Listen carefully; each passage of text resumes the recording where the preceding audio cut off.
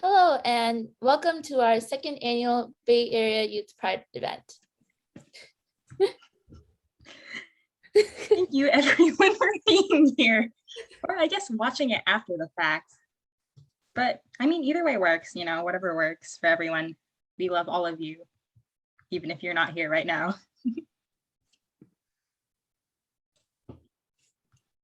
Yeah, okay.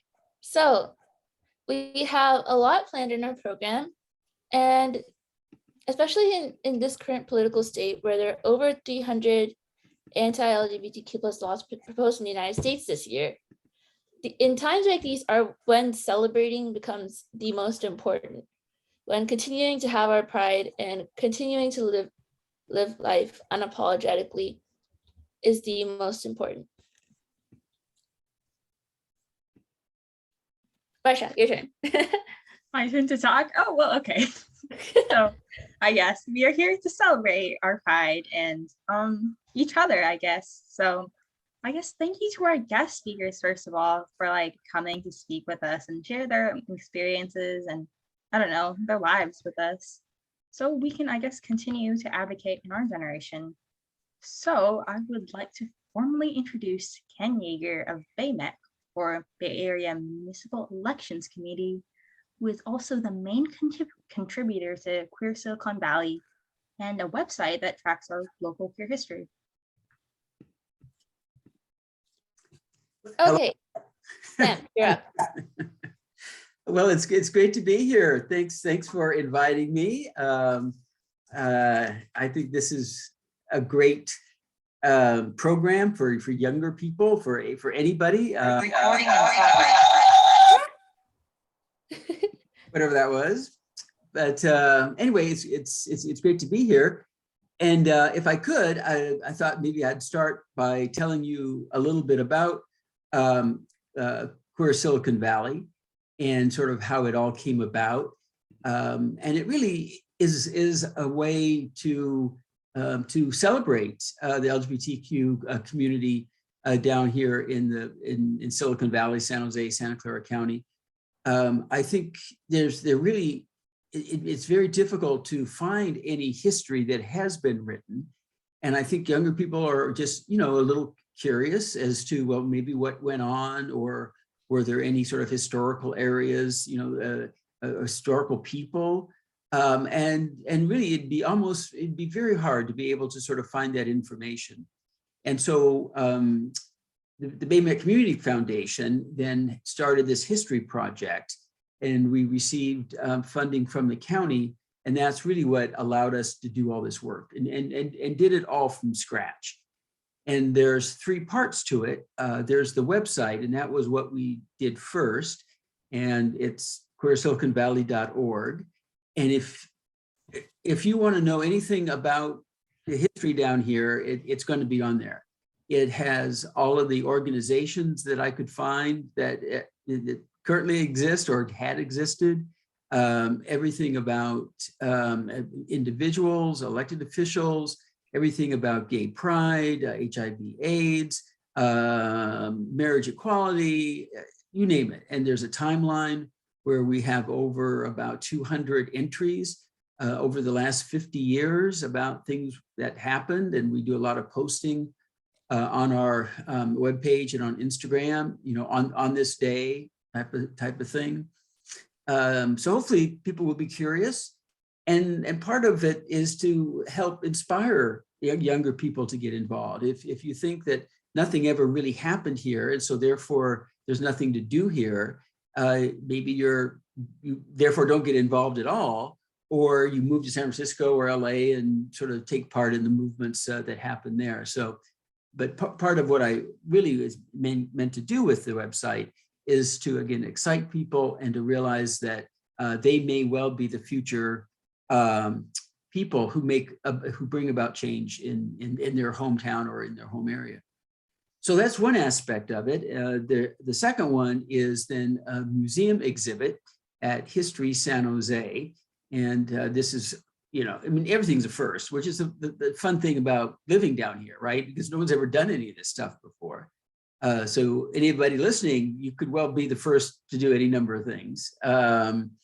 but it's an exhibit, and it closes on June 26th. It's actually been in a gallery there for a year, June to June. So you still have, depending on when you watch this, a little bit of time, but never had a gay history exhibit here in town.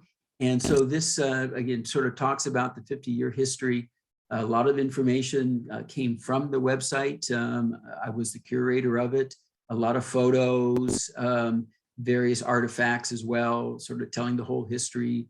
We have a little booklet that we give to people when they leave that has the timelines from 1970 to up to 2020.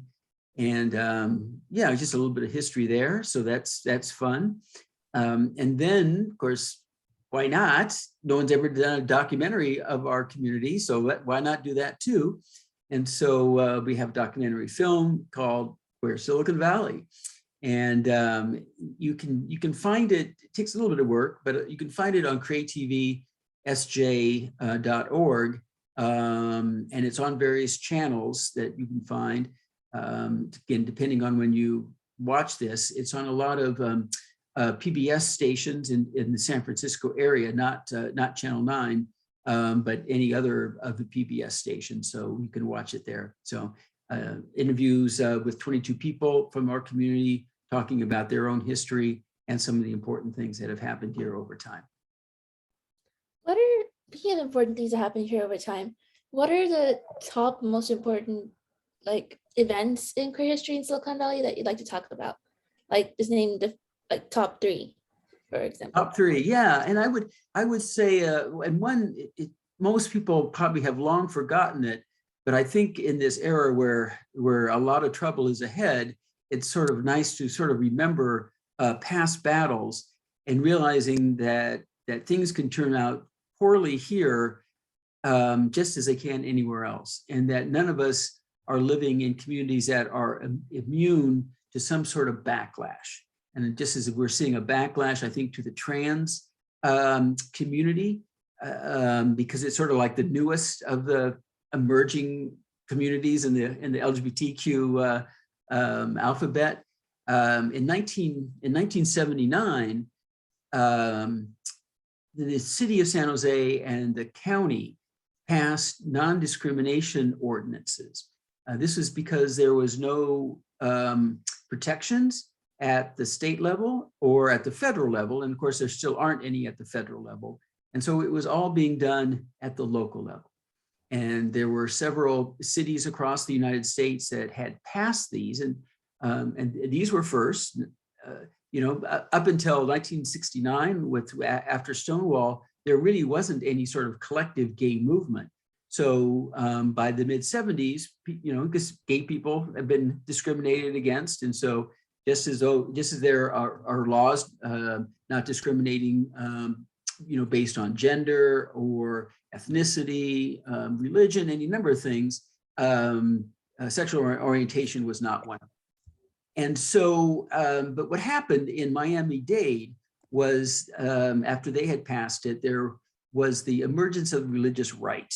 And it was sort of led by Anita Bryant, who was a former beauty queen who was selling Florida orange juice, and then connects with people like Jerry Falwell and Pat Robertson, who really had never been involved on the national scene. And they're able to defeat these ordinances. They had them overturned. Well, it was a similar situation now here in San Jose and Santa Clara County. They both entities had passed them in '79. The religious right, which was very strong here, got signatures, referendum on the ballot. They got overturned, but they got overturned by 2/3 of the voters. And so just sort of put that around your head, right? Here, Bay Area, Santa Clara County, 2/3 of the people thought that gay people should not have any protections. And that really just put a stop to the emerging LGBTQ community that was happening here. Because if you're an elected official or you're thinking about running for office, why would you try to embrace a community when you knew 2/3 of the voters opposed it? And so that was really, again, probably one of the most important things that had happened here. And the sort of the rest of the history of Santa Clara County is how the gay community sort of dug themselves out of that kind of, despair and rejection, to the point where we're as significant and valued contributors as we are. So that's one.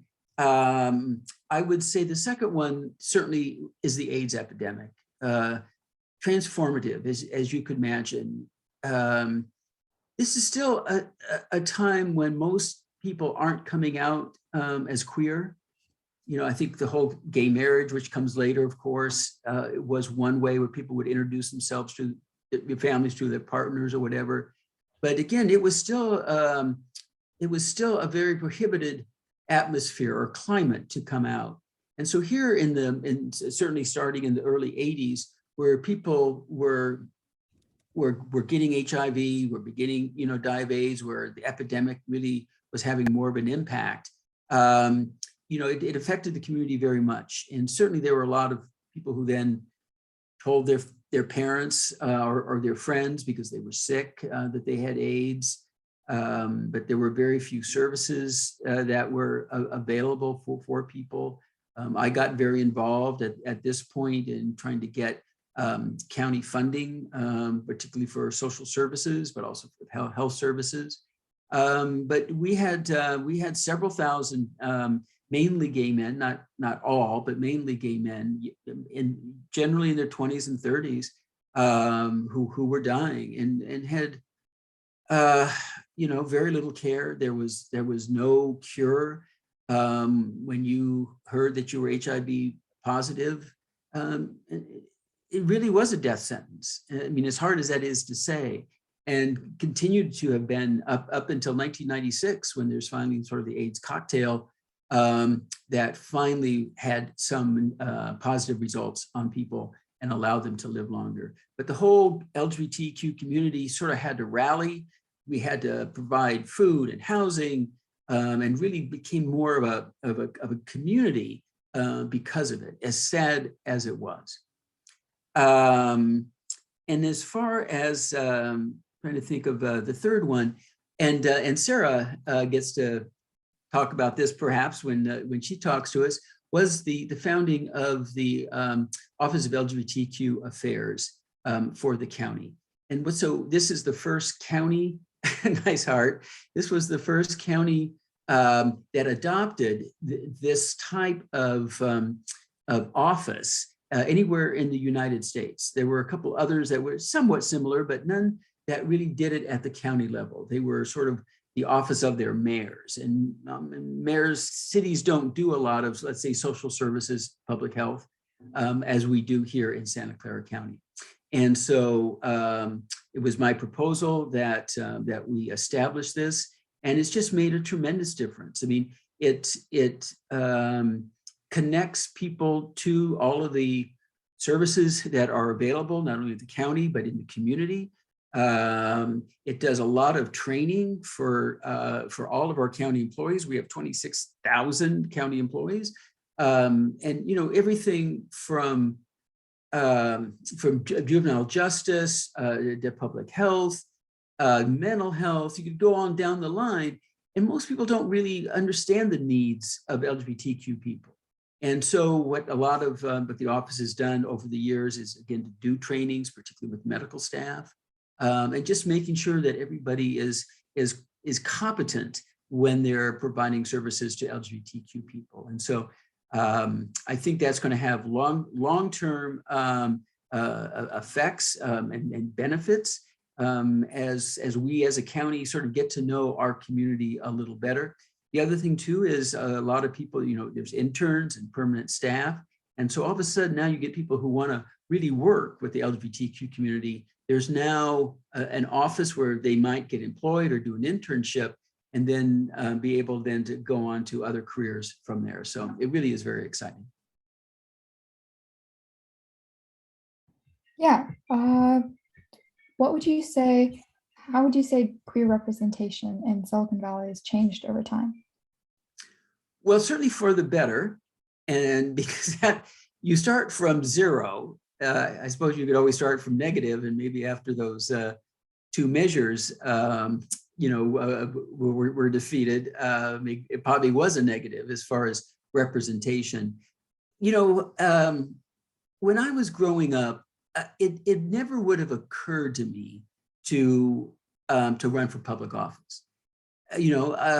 I grew up at a time when there were absolutely no openly gay elected officials. I mean, until Harvey Milk comes along in the late 60s, I got that decade right.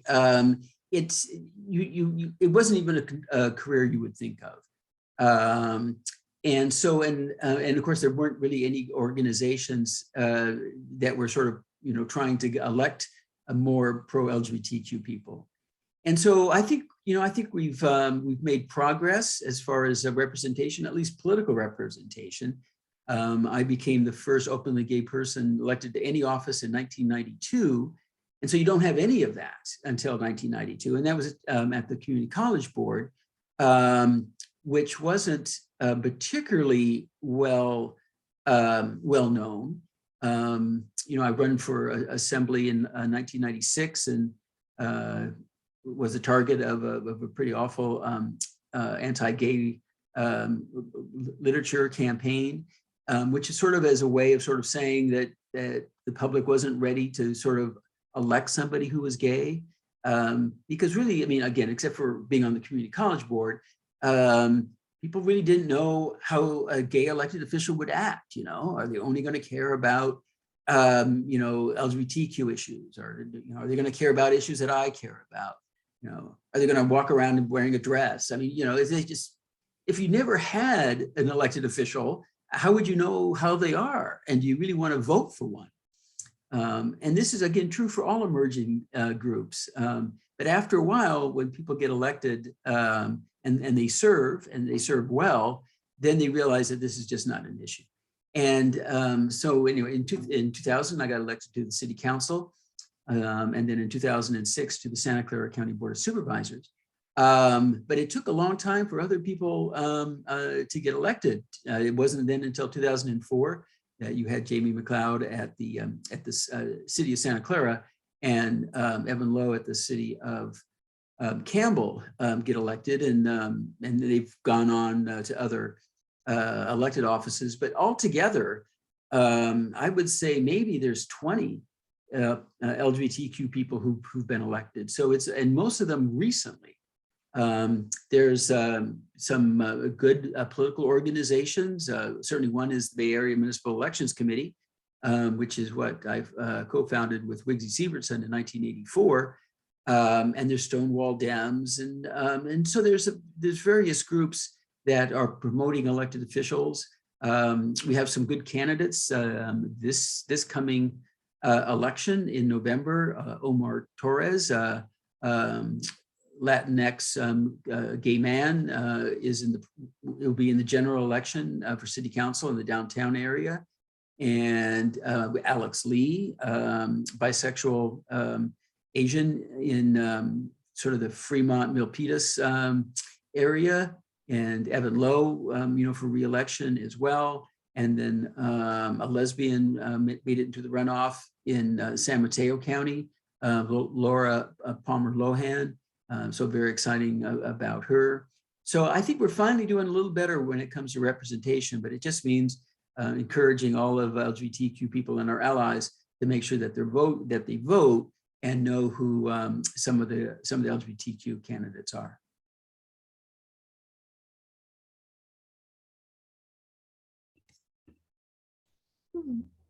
Next question. How has your wait, is there echo? Oh, how has your identity sort of impacted your life and your political career, and etc.? Yeah, very much so. As we all know about queer people, we're all, maybe we're all the same and maybe we're all different. It's about as profound as I can get there. There are a lot of people who come out, at a young age and are able to sort of have that queer identity, as they're getting older and go through many experiences. And there's a ton of queer people who never come out and remain quite closeted. But I just think that people who have come out and understand what it is to be in the minority have to be more empathic, on how they see the world. They have that empathy. And I think that was, one of the many great gifts that you get when you're queer, because you sort of know how it feels to be discriminated against, and you know what the stereotypes are about you in society, and for the most part, that those stereotypes aren't true. And I remember sort of having that flash of knowledge, one day when I was still in high school, that if all of the stereotypes, or most, not 100%, but if a lot of the stereotypes against gay people aren't true, well, they're not going to be true about women or any other grouping. And, and they're all, of course, negative stereotypes. And so, and I think it makes you then also realize on the political level that you're not going to succeed if you're doing it on your own. And one of the reasons that BAMEC, I think proved to be so successful is that we always collaborated with other organizations. And if there was other civil rights issues going on, we would always, do whatever we could to help them out. It just as when they needed our help, we gave it. And then when we needed their help, they were able to give it. And so I just think that just becomes the way you see the world. And I think also, it helps you, particularly during the AIDS crisis, health-wise, we all sort of, belong together. And it's the reason why you want a good public health system. So regardless of your income, regardless of your ethnicity, you can go to Santa Clara County's hospital and clinics and get treated well. And I worked very hard on all of those issues for the 12 years I was on the Board of Supervisors. So again, I think it just makes you a stronger person, makes you a better person. But I know that many people, again, particularly in high school, who are bullied or beaten up, any number of things, kicked out of their homes, they can have a rough road. And I think it's sort of our responsibility to try to make it easy as possible, or when they go through those hardships, that their services available for them. Yeah. Okay. Thank you so much, Mr. Yeager, for talking a lot about how our local area has had a really turbulent, has had a really long and extensive history when it comes to the queer rights movement, when it comes to politics, and that it has evolved a lot. Does the audience have any questions for Mr. Yeager from BAMEC and the Queer History Foundation? I see something in the chat. Oh, Sky, you can unmute if you want.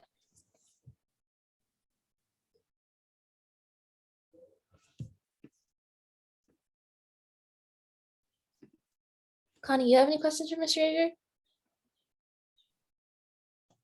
One question I kind of have, I think it goes similar with the representation, right? But how would you say it's sort of changed for you since during your generation and now? Because now, as we know, like being LGBTQ plus is a lot more accepted per se, like we've come a longer way from then. So like in terms of your experiences growing up, how do you think that sort of compares, or how it's changed from now?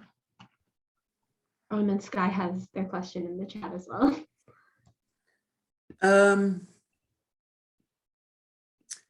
Yeah, it's one of those things. As I think we all know, and I stated a little bit, it can still be rough out there for younger LGBTQ people. I mean, particularly,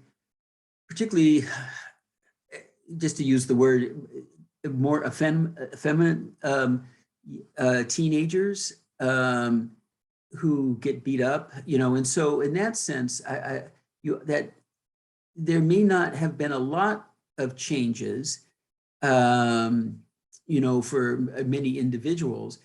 But, when you think, again, you think at the high school level in particular, all of the LGBTQ oriented youth groups that exist, or faculty that people can go to and talk to, even some curriculum dealing with LGBTQ history or issues, anything that gives a kid a sign that they're welcome for who they are, has to make a huge difference. And I can tell you that even the thought of telling somebody that I was gay when I was in high school, it was like, talk about out of the question. I mean, when you might as well go to the moon rather than even think about coming out. And so, but now it certainly is a lot easier. And again, a lot of support. And I know that, a lot of the schools around here do a great job, again, with counseling and with groups. But again, it doesn't mean that's 100%. Everybody can sort of make it through high school and some of the early days of college unscathed. But I do believe that, it's a lot better. But it's all the more important, I think, for younger people to be able to feel free to come out if they feel that way, and to help all of the other kids that are in school who are sort of maybe looking for other gay people that they can be friends with. Thank you. And for Sky's question, how do you think we can get more LGBTQ representation in politics and government, and especially for youth? Yeah, we're getting there. I mean, in some of it, there are a lot of different offices to run for, and I think it's a little hard the younger you are to run for office, even though you can do it after when you're 18, because I think voters in general like somebody who's maybe has a few years on them. But although that wasn't really true with Alex Lee and Evan Lowe, they just picked the right seat to run for at the time, and so that certainly helps. And of course, they're very, very talented, very smart people. I would say if on the individual level, if you wanted to get more involved in politics and government, to do an internship with some of our elected officials, and they wouldn't have to be our queer officials. They could really be anybody. This is campaign season between now and in November, of course. Everybody is looking for volunteers. And again, if you wanted to know more about government campaigns, it's a perfect time. All office holders aren't always looking for interns, but they are when they're running a campaign. So that's a good way to do it. There is the Stonewall Dems, which might be interesting, and you can attend their meetings and just sort of listen and see if you're interested in sort of what they're doing. But if you're serious about maybe one day running for office, try to get a little experience. I would always be happy to talk to anybody who's thinking about that. I've written a number of years ago sort of a book on LGBTQ candidates and their campaigns. So that might be a resource for people as well.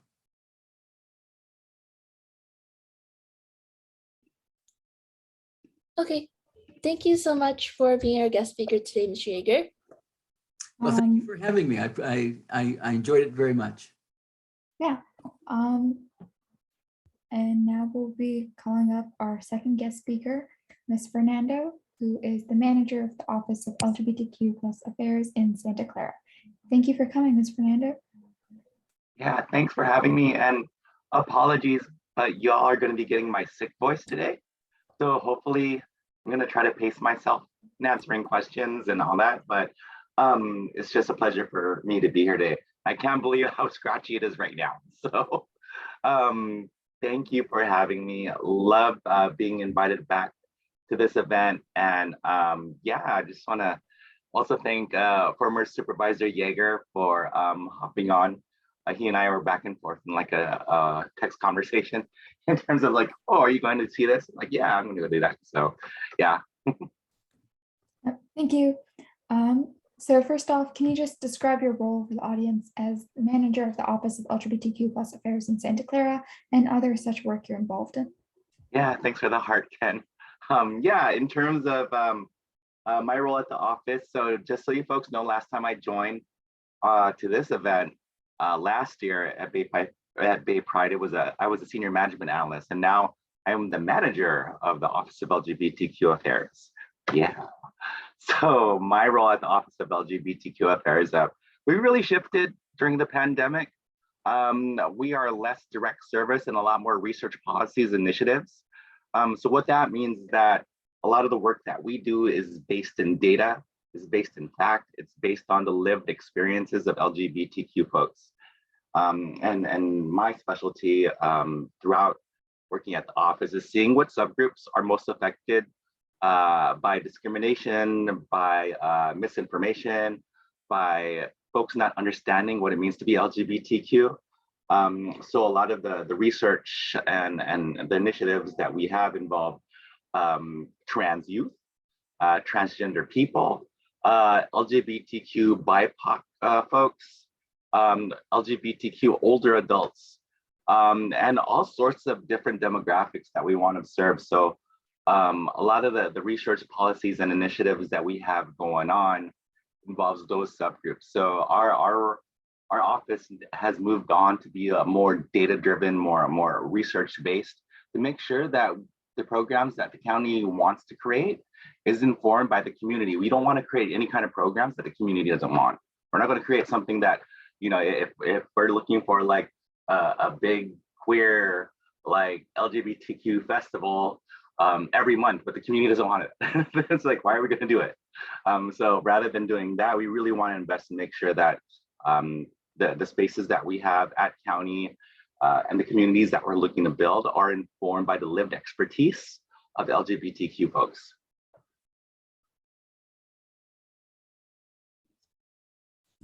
Wow, your work in the Office of LGBTQ plus affairs seems really interesting. It is. And I bet it must be eventful every day with our community. Now, for a slightly more personal question, what struggles as a queer Filipina trans woman have you faced during your work, and how have you overcome them?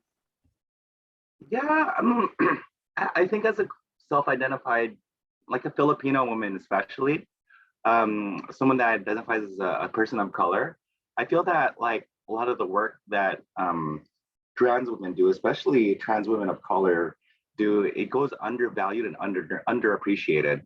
And what I mean by that is that there's so many like trans women of color, there's so many different like voices out there that have a compelling story to tell. However, their stories go unnoticed because no one ever gave them the opportunity to be able to share their story. No one's ever thought to bring them along in terms of making sure that they have the supports that they need or value them for the work that they bring. And when it comes to having their stories amplified, the reasons why their stories aren't out there is because they still have to face the day-to-day discrimination that they face, that they have faced, which might have affected the way they're able to share who they are. Let's face it, when we look at across the nation, right, there's, I think you folks said it, over 300 anti-LGBTQ legislation, mostly targeting trans youth. Unlike San Jose, unlike Santa Clara County, unlike the San Francisco Bay Area, folks outside this bubble don't have it as good. And even when you look at within our bubble, there's still disparities that are still going on. There's still lack of family acceptance.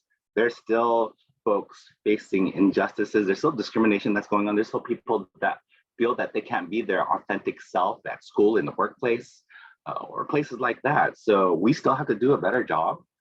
However, when it comes to myself as a Filipino trans woman, it's I always felt like my role is always undervalued or underestimated, and it's through kind of like your outreach, like Bay Pride. What like Bay Pride gave me the opportunity to be able to share my story, and when people hear my story, they're like, "Wow, let's invite her back," or it's just like, "Hey, do you know more people that could share their stories?" So it's it's a thing where like I feel that a lot of trans people of color, their voice goes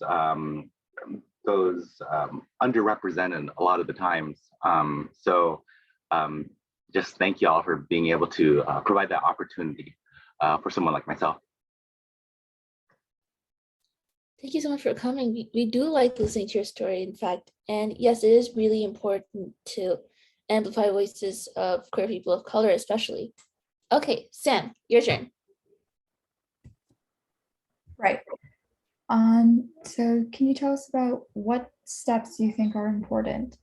Well, specifically steps and changes that current queer youth should work towards in our community. Yeah, I mean, first and foremost, it's organizing. So congratulations on your second annual, y'all. Like the first step really is organizing. And if you don't organize, if you don't get together, and if you don't build community, then you're not doing community justice, right? A lot of people don't take the time, energy, or effort to be able to create community. And sad to say, like in the South Bay, living here for all of my life, born and raised in San Jose, right? It's just it's difficult for me to see how privileged or how easy people have it. Like you could either go and learn about sexual orientation, gender identity expression, or you could go for a hike, or you go to a coffee shop, or you could go to a protest. Like there's so many things that could take away from the ability to kind of like learn about the injustices that are in the world, especially when it comes to trans and queer inequities. So the ability just to organize, to show up, to listen to the community, I don't think a lot of people do that. And that's where like I think here, specifically in our area, people have it that easy, especially where you see this income gap, right? Where you have the Silicon Valley or richest of the rich, right? And then, folks that are living on the poverty line, there's like big disparities there. So we have to like come together to see like what needs to happen to make sure that we're really equitable and not just saying it, not just rainbow washing in June, right? We have to go beyond June and see why it is that at the beginning of the year, like no one was screaming from the top of their lungs, we have so much anti-LGBTQ legislation that we need to do something about it. Then it just snowballs, right? And we're over 300 pieces of anti-LGBTQ legislation, and it keeps on going up and up and up. So we need to do a better job at organizing, using our voice, telling our stories, and saying why it's an injustice. Once we do that, then we have to make sure that we know how to influence and impact those states, those nations, those other areas of America, the Bible Belt, right? We have to do a better job and making sure that they get what they need. And we might have to get to the point where it's just like, we have to accept more LGBTQ people here because they might not, like gender affirming care for youth is very, very important, right? So if they can't get gender affirming care in like states like, Texas or Arkansas or places like that, Tennessee, right? Then we have to make sure that we have everything they need if they wanted to use our services here locally, right? So something to think about. Don't take privilege for granted.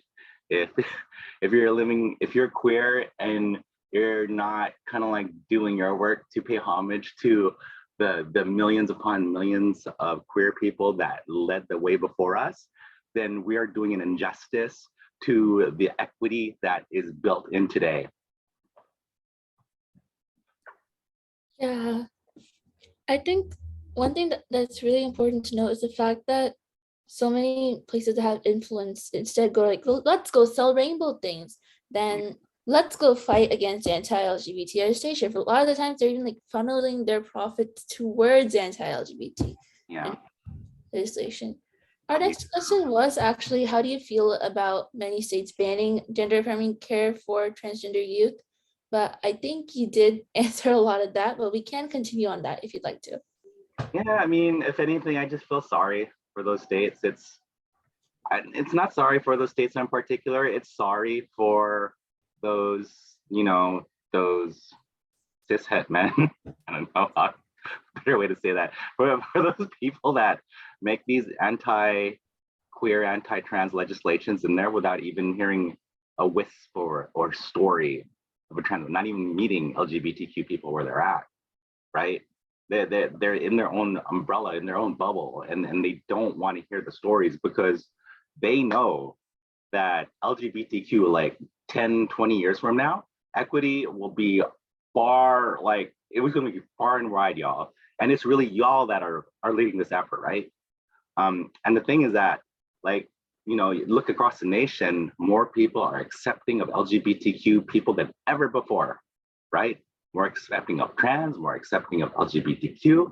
We are getting to the state of equity that we've never seen. And it's because of, like, you know, the access, the ease of access for information, for me to be able to connect with someone to hear about their lived experience, to know that I am not alone. That's something that's really important.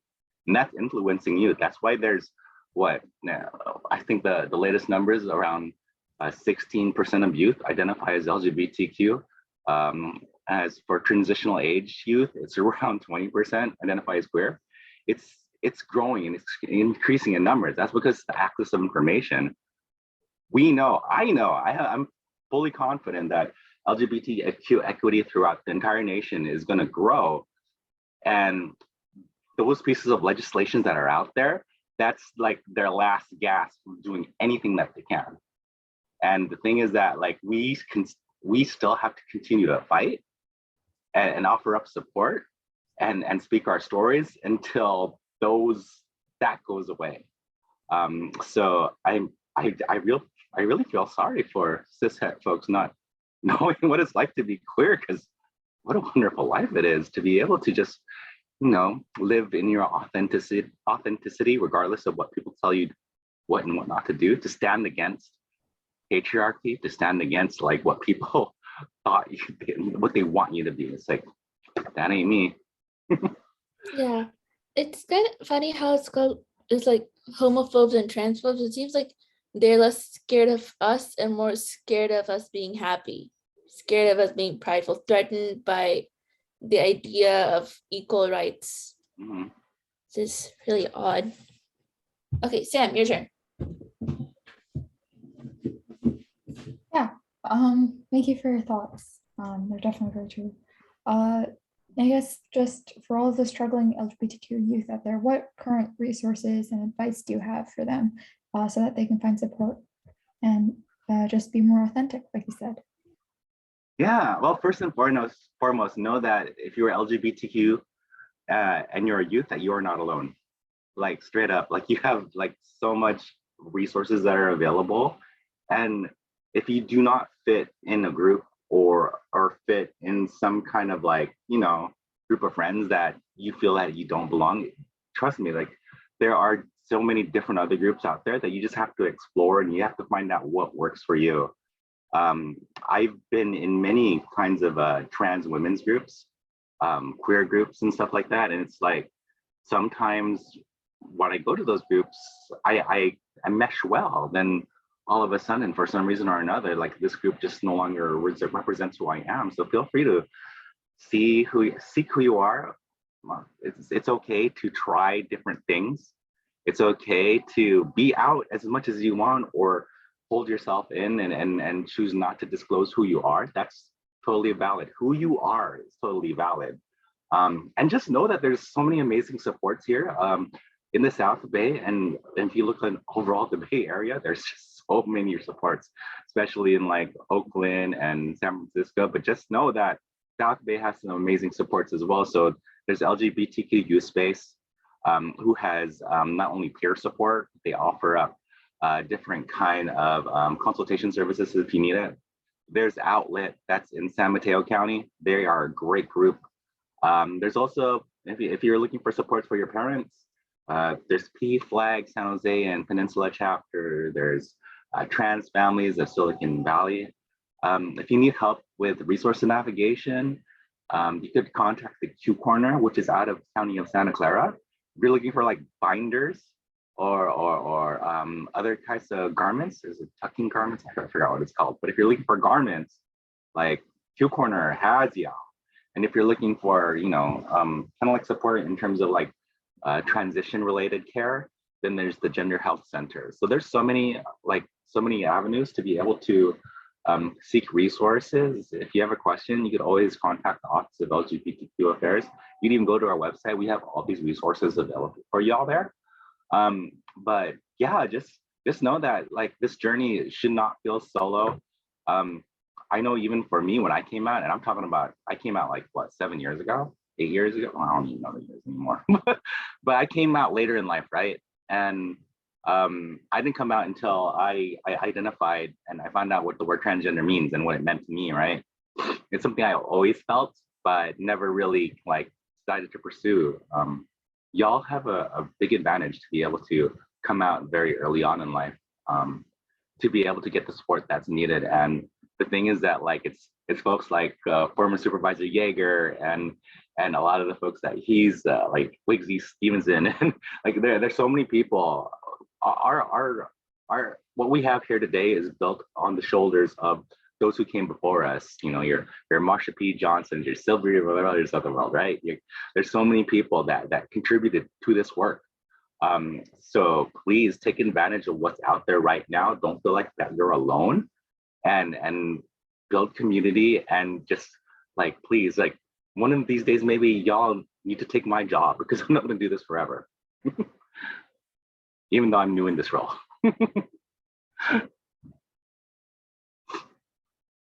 Thank you so much for coming here and talking with us today, Ms. Miranda. You're welcome. And we will be sure to take your job in the future. Okay. Oh, and I just want to answer Sky's question real quick. How do you think we get more LGBTQ representation in politics and government? Through your organizing efforts, be involved in committees, use your voice. There's always like those opportunities for city, municipality, or county, or any kind of institution. There's always a ways to just like share your stories. So just if there's any kind of committees that you can be involved in, or like if you want to sit in on a city council meeting or something like that, if that's your dig, definitely. Internships are a great way to go. There's also other ways you could do it too, just to get your toes wet. So if government work is your dig, definitely just try it out through different multiple avenues. And if you need some support with that, just holler at your girl.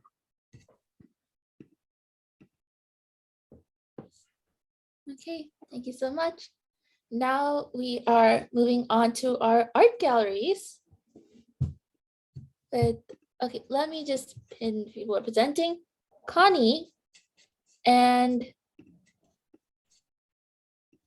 Eliana. All right. I'm just gonna really quickly screen share a few of the artworks that we actually have open right now, and then Eliana, if you don't mind, just giving commentary on some of them. Also, we did open up our breakout rooms, I believe. So we have some social breakout rooms. If anyone wanted to go in there and just kind of socialize, talk to each other, we should have those open right about now. Is that right? Okay, yeah. Okay, Parker's already in there, so we're good. We're gonna see how I can share screen. Alrighty, here we go. First, this is called Better Together by Raina Morton. It's a mixed media piece and you can really see their love. This is a poetry piece called Endno, written by Sky Offenheimer, I believe. I'm just gonna really quickly read it, and Sky, if you're in here, if you wanted to read it, I'm not sure whether you wanted to or not, but so it's, why is my identity an afterthought? Like something people add on just to be polite. Hey, what are your pronouns, by the way? Like something that gets over sensationalized. You got into college because of your gayness.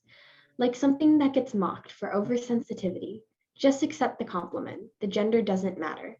Can I not be myself? It shouldn't be she's the first LGBTQ actor to be in the main role ever, but instead she's an amazing actor who happens to be LGBTQ. My identity is not a special feature, like something you can add on a movie. I want to be part of life, not stared at like an exhibit at a zoo. I feel like I'm those old pair of boots you have on a shelf. You take me down once in a while just to stare and gape at us. Wow, remember this? The memories. Then you put me back up, all alone on that shelf, like a final note at the end of life. A desire to be myself, yourself, themself, herself, hisself. And at the bottom it says end note. A note printed at the end of a book or section of a book. Always read the end note. Thank you, Sky, for submitting that. It was very good.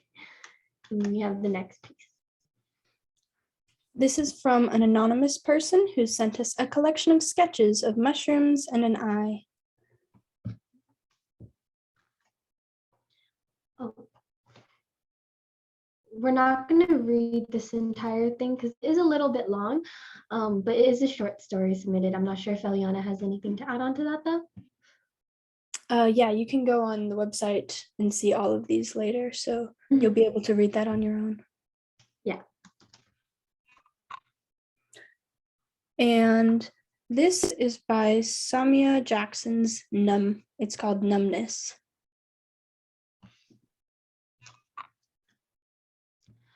This is another poetry piece that was submitted anonymously. It's called Staring at the Somber Sky. One day, I want to sit with you in the sunlight. Allow the morning rays to dawn upon us as we squint at the sky. I want to hold your hand with such fervor, I fear I will break it. Proclaim my unending love for your eyes, your smile, and your soul, and have no one bat an eye.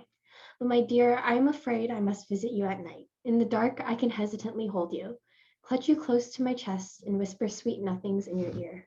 Caress your chin with a hand similar to your own, and a love the same. Under the cover of the night sky, their glares cannot reach us, nor can the burning pikes they promise. In the dark, we are nothing but two shadows, with concealed ties no one can trace. So, my love, although I cannot promise it, one day I pray we will lose our shame and hold hands in the light of day. Forgive my voice, I am also a little sick, but we're gonna start it. This is a piece called Let Me Bloom, submitted by our own Pragya Natarajan. And this is our final poetry piece. It's called Duty of the Daughter. It was also submitted anonymously. I wish to dance in the rain with a lover, wet my hair with the tears of the sky. Let it frizz into its natural shape as I stare into her eyes. And I want a love that suffocates me. It's a grip so tight, I cannot think. I want butterflies that tingle my intestines, that rip and tear them apart, leaving a gaping, bloody wound. But when I stare into my boy's wishful eyes, and he stares at me with his endless desires, I cannot refuse him. Nor can I refuse my Amoy's smiles as they discuss my future and they crown me as the best of them. The child they wished for when they escaped the war, the example, the model, their everything. All I can feel is the thorns digging into my head, weighing down my hair, so instead of dancing in the rain, I drown. And this is a painting by Nick Sandrini called Flags, and it portrays vivid communal joy. Okay, I think we missed something about Sky's poem. They said in like the chat, there's like a message on the side of the poem. So maybe if we can go back to it. Oh, all right, yeah, of course. Here. Sky's poem. Sorry, I'm unable to see the chat when I'm screen sharing right now. So, where is it? It's like on the right side. I think it's the words.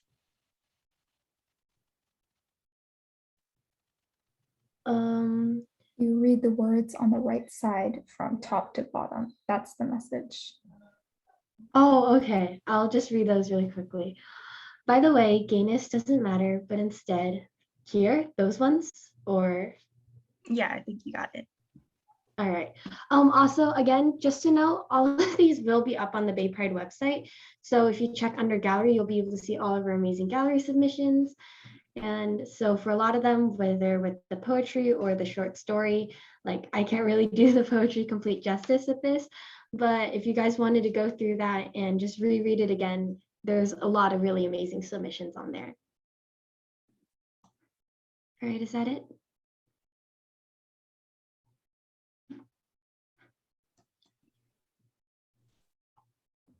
I think we're done with the art section.